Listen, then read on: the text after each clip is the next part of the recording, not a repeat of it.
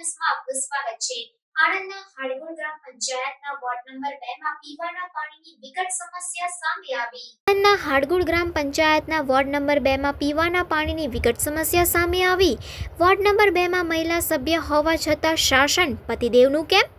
Ward number 2 વિસ્તારમાં આવેલા બલુવાડા વિસ્તારની મહિલાઓનો મોરચો પીવાના પાણીની માંગ સાથે હાડગોળ ગ્રામ પંચાયતનો ઘેરાવો કર્યો।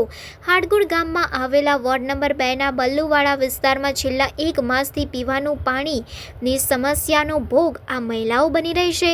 પીવાનું પાણી મેળવવા મહિલાઓને ભટકવું પડે છે, જેને લઈને પારાવાર મુશ્કેલીઓનો સામનો કરવો પડી રહ્યો છે। આથી ગામની મહિલાઓએ હાડગોળ ગ્રામ પંચાયત ખાતે પહોંચી ગ્રામ પંચાયત કચેરીનો ઘેરાવો કરી વિરોધ પ્રદર્શન કર્યું હતું અને પાણી આપોના સૂત્રોચ્ચાર કર્યા હતા।